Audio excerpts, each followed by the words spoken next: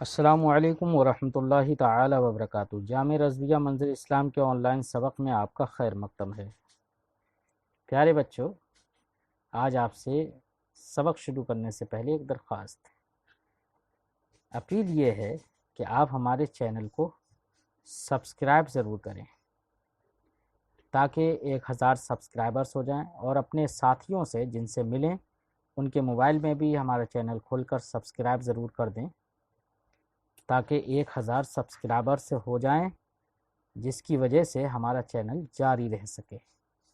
تو آپ خود بھی سبسکرائب کریں اور اپنے ساتھیوں سے بھی سبسکرائب کرائیں۔ ٹھیک ہے، ہماری اس اپیل کو امید ہے کہ آپ ضرور دھیان میں رکھیں گے۔ اچھا، شروع ہوتے ہیں کتاب میں۔ تو عبارت پہلے تھوڑی سی پڑھتے ہیں، پھر مطلب سمجھتے ہیں۔ بسم اللہ الرحمن الرحیم۔ فصل فی ان القوة المحرکہ للفلک یجب ان تکون مجردة عن المادہ، لأن القوة المحركة للفلك تقوى على أفعال غير متناهية، ولا شيء من القوى الجسمانية كذلك، فالمحرك للفلك ليست قوة جسمانية، وإنما قلنا إن القوة الجسمانية لا تقوى على تحريكات غير متناهية، لأن كل قوة جسمانية فهي قابلة للتجزي، وكل قوة قابلة للتجزي فإن الجزء منها يقوى على شيء والجملة تقوى على مجموع تلك الأشياء، وإلا لكان الجزء مساويا للكل في التأثير، هذا خلف، ومتى كان كذلك فالمجموع لا يقوى على غير المتناهي، لأن الجزء منها إما أن يقوى على جملة متناهية من مبدأ معين أو على جملة غير متناهية، والثاني باطل إذ المجموع يقوى على ما هو زائد فيلزم الزيادة على غير المتناهي متسق النظام، هذا خلف، فعلم أن الجزء يقوى على جملة متناهية والجزء الآخر مثله، فالمجموع لا يقوى على غير المتناهي، لأن انضمام المتناهي إلى المتناهي لا يوجب اللاتناهي، فثبت أن كل ما يقوى عليه القوة الجسمانية فهو متناهي۔ پیارے بچوں، آپ نے عبارت سنی۔ صاحب کتاب نے اس سے پہلے کی فصل میں، یعنی فصل نمبر 6 کے اندر یہ بتایا تھا کہ فلک کی جو حرکت ہوتی ہے وہ حرکت ارادیہ ہوتی ہے۔ آج کی فصل میں یہ بتا رہے ہیں کہ حرکت ارادیہ جو فلک کے لیے ہوتی ہے، اس حرکت ارادیہ کا مبدا کیا ہے۔ جو کوئی نہ کوئی مبدا ضرور ہے، بغیر مبدا و بغیر علت کے کوئی بھی حرکت معرض وجود میں نہیں آ سکتی۔ تو حرکت ارادیہ جو فلک کی ہے، تو اس حرکت ارادیہ کا مبدا آیا کہ مجرد عن المادہ ہے یا مجرد عن المادہ نہیں ہے، اس بات کو آج کی اس فصل میں بیان کریں گے۔ تو صاحب کتاب فرماتے ہیں کہ فلک کی جو قوت محرکہ، یعنی جو مبدا ہے حرکت ارادیہ کا، جس کو قوت محرکہ کہیں یا حرکت کی علت کہیں، تو کہتے ہیں کہ فلک کی قوت محرکہ کے لیے ضروری ہے کہ وہ مجرد عن المادہ ہو، یعنی جسمانی نہ ہو۔ مجرد عن المادہ کا مطلب یعنی جسمانی نہ ہو۔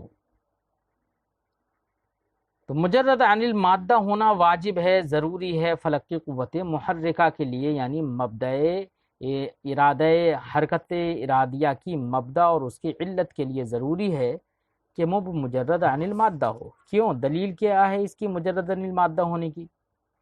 تو دلیل کا خلاصہ یہ ہے بچوں، لأن القوة المحركة للفلك تقوى على أفعال غیر متناہیہ۔ ان کا کہنا یہ ہے فلاسفہ کا کہ فلک دائمی طور پر حرکت کرتا ہے، اس فلک کی حرکتوں کی نہ ابتدا ہے نہ انتہا ہے، کیونکہ فلک مقدار حرکت کا نام ہے، تو زمانہ مقدار حرکت کا نام ہے ان کے نزدیک۔ اور یہ کہتے ہیں کہ فلک ہمیشہ حرکت کرتا ہے، غیر متناہی طور پر حرکت کرتا ہے، افعال غیر متناہیہ یعنی تحریکات غیر متناہیہ کو انجام دیتا ہے فلک۔ لہذا تحریکات غیر متناہیہ جب فلک سے صادر ہوتی ہیں تو ان تحریکات غیر متناہیہ کا صدور کا مبدا یا علت وہ کوئی جسمانی چیز نہیں ہو سکتی، قوت جسمانیہ نہیں ہو سکتی، کیونکہ کوئی بھی قوت جسمانیہ غیر متناہی افعال یا غیر متناہی تحریکات پر قادر نہیں ہوتی ہے۔ جب کوئی قوت جسمانیہ تحریکات غیر متناہیہ پر قادر نہیں ہے اور فلک کی حرکات غیر متناہی ہیں، تو سمجھ میں آ جائے گا کہ فلک کے قوت محرکہ وہ جسمانی نہیں ہے، مجرد عن المادہ ہے۔ بات سمجھ میں آئی بچوں؟ اسی کو صاحب کتاب نے فرمایا لأن القوة المحركة للفلک، کیونکہ فلک کی قوت محرکہ تقوی علی افعال غیر متناہیہ، افعال غیر متناہیہ پر قادر ہے، قوت محرکہ فلک کی افعال غیر متناہیہ پر، تحریکات غیر متناہیہ پر قادر ہے۔ ولا شیء من القوى الجسمانیہ، قوت جسمانیہ میں سے کوئی بھی قوت کذالک ایسی نہیں ہے جو تحریکات غیر متناہیہ انجام دے سکے۔ فالمحرک للفلک لیست قوت جسمانیہ، لہذا سمجھ میں آ گیا کہ فلک کا محرک اور مبدا یہ قوت جسمانیہ نہیں ہو سکتی۔ تو یہاں پر دو مقدمے جوڑے، صغریٰ اور کبریٰ، یہ شکل ثانی سے صغریٰ اور کبریٰ ہیں، تو پورے اب دوبارہ سے ہم مقدمے جوڑ کر دکھا دیں۔ صغریٰ ہم اس طرح سے کہیں گے القوۃ المحرکہ للفلک تقوی علی افعال غیر متناہیہ، اور کبریٰ ہم اس طور سے پیش کریں گے ولا شیء من القوى الجسمانیہ تقوی علی افعال غیر متناہیہ، لہذا نتیجہ نکل جائے گا کیا؟ فالقوۃ المحرکہ لیست قوۃ جسمانیہ۔ نتیجہ سمجھ میں آ گیا؟ تو پیارے بچوں، آپ نے یہ صغریٰ کبریٰ سنے، نتیجہ بھی سن لیا، لہذا مصنف نے نتیجہ نکال دیا کیا؟ کہ فلک کی قوت محرکہ لیست قوت جسمانیہ، قوت جسمانیہ نہیں ہے، نتیجہ نکال دیا۔ اب یہ صغریٰ اور کبریٰ میں، کبریٰ جو ہے کہ جس میں یہ کہا گیا تھا کہ قوت جسمانیہ افعال غیر متناہیہ اور تحریکات غیر متناہیہ پر قادر نہیں ہوتی، یہ کیسے؟ اس کی دلیل پیش کر رہے ہیں، اس کو بیان کریں گے تفصیل سے۔ فرماتے ہیں وَإِنَّمَا قُلْنَا، رہی یہ بات کہ ہم نے یہ بات کہی کہ ان القوۃ الجسمانیہ لا تقوی علی تحریکات غیر متناہیہ، کہ قوت جسمانیہ تحریکات غیر متناہیہ پر قادر نہیں ہے، یہ جو ہم نے بات کہی اس کی دلیل کیا ہے؟ تو فرماتے ہیں، دلیل دیتے ہیں لأن كل قوۃ جسمانیہ، کیونکہ ہر قوت جسمانیہ وہ فہی قابلۃ للتجزی، وہ تجزی اور انقسام کو قبول کرتی ہے۔ قوت جسمانیہ سے مراد بچوں ایسی طاقت ہے جو جسم کے اندر اس طور سے سرایت کر جائے کہ جب جسم کی تقسیم ہو تو اس جسم کے تقسیم اور اجزاء کے ساتھ ساتھ، انقسام کے ساتھ ساتھ اس قوت کی بھی تقسیم ہو۔ جیسے آپ نے دیکھا نا کہ شکر پانی میں سرایت کر جاتی ہے، اب اگر 1 لیٹر پانی میں شکر کو گھول دیا جائے تو جب 1 لیٹر پانی کو ہم 5-6 جگہ پر اگر منقسم کریں گے تو اس پانی کے ساتھ میں وہ شکر بھی منقسم ہو جائے گی نا۔ بالکل یہاں پر قوت جسمانیہ سے مراد وہی قوت ہے جو جسم کے اندر اس طور سے سرایت کر گئی ہو کہ جسم جب انقسام کو قبول کرے تو قوت بھی انقسام کو قبول کرے، یہ مراد ہے قوت جسمانیہ سے۔ فَهِيَ قَابِلَةٌ لِلتَّجَزِّي، تو جب قوت جسمانیہ ایسی ہوگی کہ جو جسم کے اندر اس طور سے سرایت کر جائے گی، تو جب جسم کی تقسیم ہوگی تو اسی جسم کے ساتھ ساتھ قوت جسمانیہ کی بھی تقسیم ہوگی نا، وہ بھی انقسام کو قبول کرے گی۔ تو اسی کو صاحب کتاب نے کہا لأن كل قوة جسمانیہ فهي قابلة للتجزی، کیونکہ ہر قوت جسمانیہ تو وہ تجزی اور انقسام کی قابل ہوتی ہے، انقسام کو قبول کرتی ہے۔ وكل قوة قابلة للتجزی، اور ہر وہ قوت جو کہ تجزی کو قبول کرتی ہے، تجزی کو جو قبول کرے، تو تجزی کو جب قبول کرے گی تو اس کے کچھ تو اجزاء ہم بنیں گے ہی نا۔ مثلا تھوڑی دیر کے لیے مان لیجئے جسم کے 3 ٹکڑے آپ نے کیے، تو اس جسم کے 3 ٹکڑے کریں گے تو قوت جسمانیہ کے بھی کتنے ٹکڑے ہو جائیں گے؟ 3 ہی ٹکڑے ہو جائیں گے۔ اب 3 ٹکڑوں میں سے ایک ٹکڑا کوئی ایک فعل انجام دینے پر قادر ہے، دوسرا ٹکڑا دوسرا فعل انجام دینے پر قادر ہے، تیسرا ٹکڑا تیسرے فعل انجام دینے پر قادر ہے، اور تینوں کا مجموعہ وہ تینوں افعال کے مجموعے پر قادر ہوگا، یہی تو بات ہوگی نا۔ تو ہر جز ایک متناہی ایک جز پر قادر ہے۔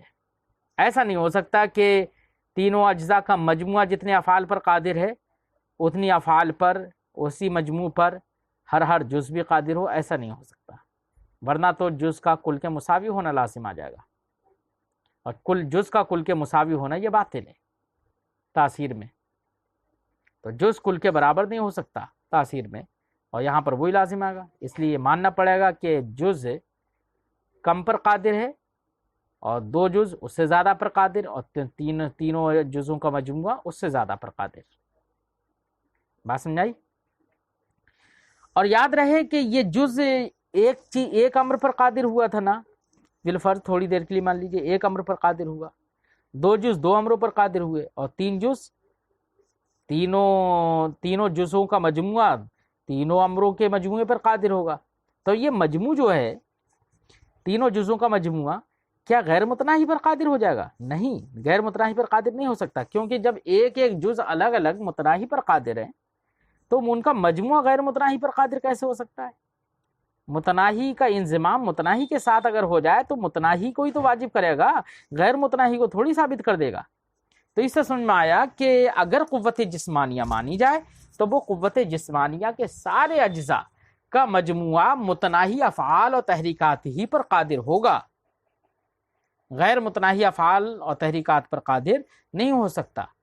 لہذا فلک کی اگر قوت محرکہ کو قوت جسمانیہ مان لیا جائے، مجرد عن المادہ نہ مان کر کے اسے مادے والا مان لیا جائے، تو پھر ایسی صورت میں وہ تحریکات غیر متناہیہ پر قادر نہیں ہو سکتی۔ بات سمجھ میں آئی بچوں؟ اور یہ ہے باطل، اور فلک تحریکات غیر متناہیہ کو قبول کرتا ہے، اس لیے سمجھ میں آ گیا کہ فلک کی قوت محرکہ وہ جسمانی نہیں ہے، مجرد عن المادہ ہے۔ بات سمجھ میں آئی بچوں؟ فرماتے ہیں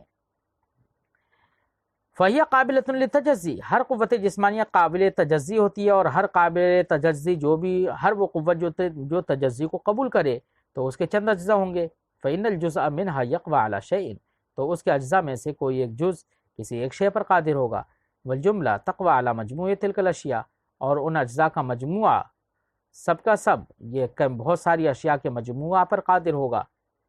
وَإِلَّا لَكَانَ الْجُزْءُ مُسَاوِيًا، اگر جز ایک پر قادر نہ ہو بلکہ وہ بھی مجموع پر قادر ہو جائے تب تو جز کا مساوی ہونا لازم آئے گا کل کے فی التاثیر، تاثیر میں۔ ھذا خلف، یہ خلاف مفروض ہے۔ وَمَتَى كَانَ كَذَلِكَ فَالْمَجْمُوعُ لَا يَقْوَى عَلَى غَيْرِ الْمُتَنَاہِی، اور مَتَى كَانَ كَذَلِكَ، جب ایسا ہوگا کہ جز متناہی پر قادر ہوگا اور جز کی حرکت، جز کی قدرت بعض پر ہوگی، کل کی قدرت اس سے زیادہ پر ہوگی، جب ایسا ہے فالمجموع لا يقوى على غیر المتناہی، تو مجموع بھی غیر متناہی پر قادر نہیں ہوگا۔ کیوں؟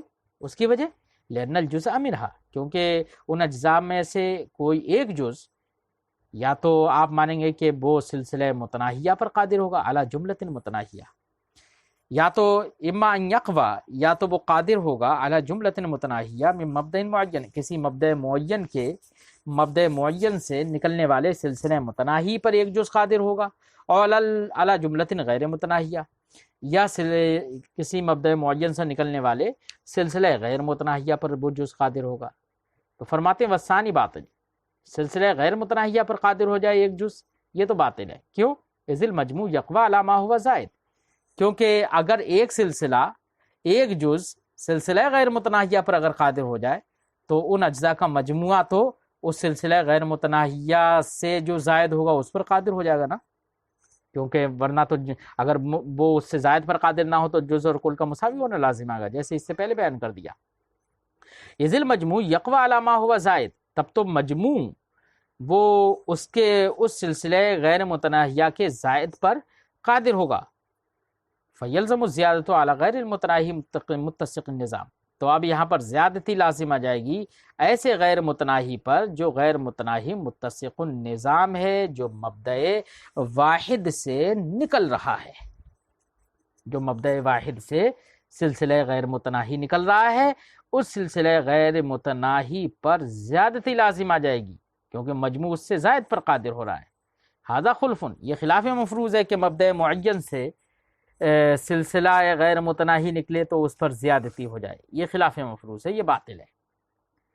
فعلما، تو اب یہ معلوم ہو گیا کہ جز قادر ہوگا سلسلہ متناہیہ پر، اور جب جز سلسلہ متناہیہ پر قادر ہوا تو اب ایک جز جب سلسلہ متناہیہ پر قادر ہے، والجزء الآخر مثلہ، تو جز آخر بھی، دوسرا جز بھی ویسے ہی سلسلہ متناہیہ پر ہی قادر ہوگا۔ تو اب سارے اجزاء کا مجموعہ، فالمجموع لا یقوی علی غیر المتناہی، تو اب اجزاء کا مجموعہ بھی غیر متناہی پر قادر نہیں ہوگا، کیونکہ ہر جز الگ الگ متناہی پر قادر ہے، تو ان کا مجموعہ غیر متناہی پر کیسے قادر ہو جائے گا؟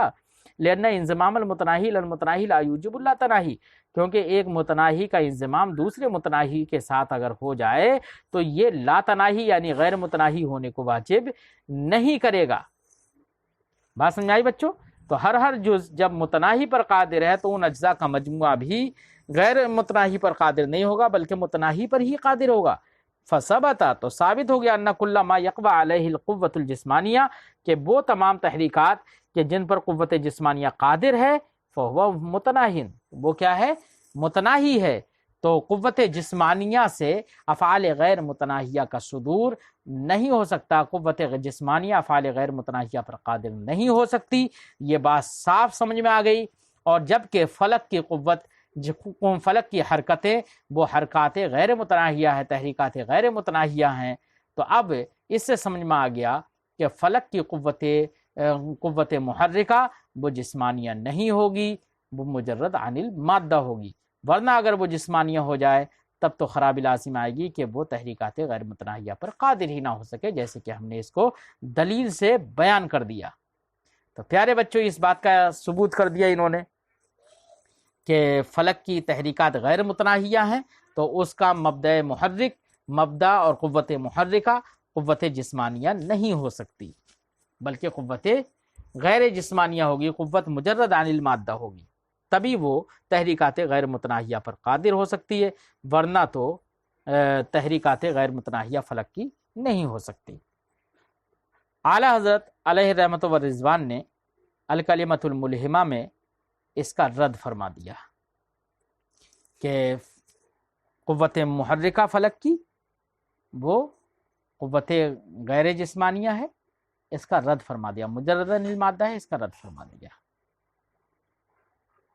پیارے بچوں، آپ جانتے ہی ہیں کہ فلک، ان کے نزدیک فلک حرکتیں غیر متناہی کرتا ہے۔ غیر متناہی تو وہاں پر تصور ہوگا، یہ تو انہی کے نظریے کے مطابق درست ہے، یہ ان کا اپنا فاسد نظریہ ہے، اس کا باطل نظریہ ہے، جیسے کہ ہم نے اس سے پہلے بتایا کہ زمانہ، مقدار حرکت کا نام زمانہ انہوں نے نام رکھ دیا، اور حرکت سے مراد کیا ہے؟ فلک اعظم کی حرکت، تو فلک کی حرکت کی مقدار کا نام انہوں نے زمانہ رکھ دیا، زمانے کے لیے ابتدا نہیں مانی، انتہا نہیں مانی، اس کو قدیم مان لیا۔ تو ان کے اس نظریے پر تو تحریکات غیر متناہیہ تو ہو سکتی ہیں، لیکن ہمارے نزدیک، شریعت کے نزدیک، تمام مخلوقات اللہ اس کی صفات کے سوا سب کے سب کیا ہیں؟ حادث ہیں، متناہی ہیں۔ تو جب متناہی ہیں تو ان سے افعال غیر متناہیہ کا صدور کیسے ہو سکتا ہے؟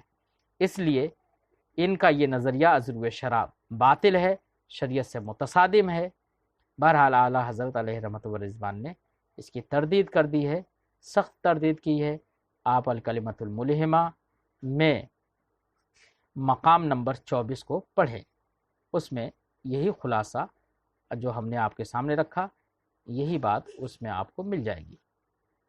ٹھیک ہے، اپنی گفتگو آج ہم یہیں پر ختم کرتے ہیں، پھر آئندہ سبق میں ملتے ہیں۔ السلام علیکم ورحمۃ اللہ تعالی وبرکاتہ۔